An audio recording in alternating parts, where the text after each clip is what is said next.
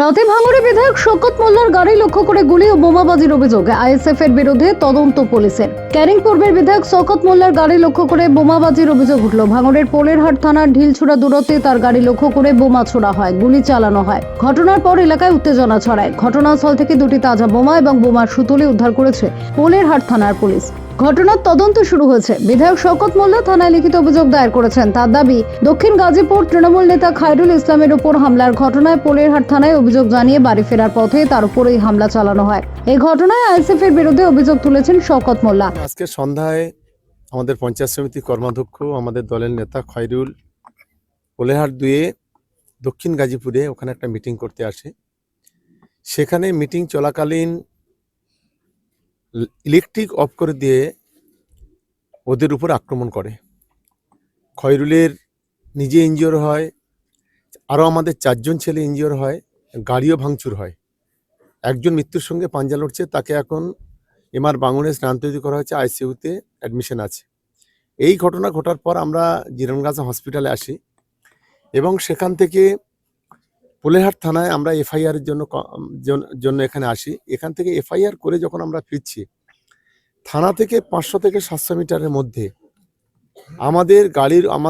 আমার গাড়ি লক্ষ্য করে বোম চাষ করে। সেই গাড়ি আমার গাড়িটা এগিয়ে চলে যায়, পিছনের গাড়িতে বোমটা লাগে এবং গুলিও চালায়। এবং আমরা সঙ্গে সঙ্গে কিছুটা ওই সিটের সাইডে আমরা আত্মরক্ষা করি। তারপর সঙ্গে সঙ্গে থানায় ফোন করি, বড়বাবু সঙ্গে পুলিশ বাহিনী নিয়ে সেখানে উপস্থিত হয়। পরবর্তীকালে সেখান থেকেও আরও 2খানা লাইভ বোমা সেখান থেকে পুলিশ রিকভার করে। সম্পূর্ণ আইএসএফ আশ্রিত সমাজ বিরোধীরা নওশাদ সিদ্দিকী একটা ভণ্ড পীর, সেই পীরের উস্কানিতে এই ধরনের আমাদের উপরে আক্রমণ করছে। লক্ষ্য একটাই, ভাঙড়ের মাটিতে যখন আমরা চোখে চোখ রেখে লড়াই করছি গণতান্ত্রিকভাবে, আমাদের লড়াইটাকে স্তব্ধ করে দেওয়ার জন্য, আমাকে খুন করার জন্য এই ধরনের একটা পরিকল্পনা আজকে নিয়েছিল। আমি অবাক হয়ে যাচ্ছি, যেখানে আমার জেড ক্যাটাগরি সিকিউরিটি, আমার সঙ্গে আরও গাড়ি রয়েছে, তারপরেও আমার গাড়ির উপরে বোম চার্জ, আমার গাড়ির উপরে গুলি, অত্যন্ত নিন্দাজনক ঘটনা। আমি প্রশাসনের কাছে অনুরোধ করব, অবিলম্বে যে বা যারা এই ঘটনার সঙ্গে জড়িত, অবিলম্বে তাদেরকে গ্রেপ্তার করা এবং দৃষ্টান্তমূলক শাস্তির ব্যবস্থা করা। আমরা ইতিমধ্যেই ঘোষণা করেছি যে সন্ধ্যার ঘটনা, খয়রুলের উপর আক্রমণ, আমাদের কর্মীদের উপর আক্রমণ, আগামী পরশুদিন অর্থাৎ সোমবার বেলা 3টেয় একটা ধিক্কার মিছিল এই পোলেরহাট 2 ভাঙড়ে অনুষ্ঠিত হবে। আমরা আজও এবং সে সঙ্গে যুক্ত হলো আমাদের এই ঘটনা। আমরা হাজার হাজার কর্মীরা আগামী সোমবার রাস্তায় নামবে এবং এই ঘটনার প্রতিবাদ করবে। আমরা অবিলম্বে যারা এই খুনি সমাজবিরোধী আইএসএফ এবং তাদের মেন কালপিট এই নওশাদ সিদ্দিকী, অবিলম্বে তাদেরকে গ্রেপ্তার করতে হবে। যার আঙ্গুলি হেলনে এই ঘটনা ঘটছে, অবিলম্বে তাকে গ্রেপ্তার করতে হবে। আপনার উপরে আক্রমণ কেন, কি মনে হচ্ছে?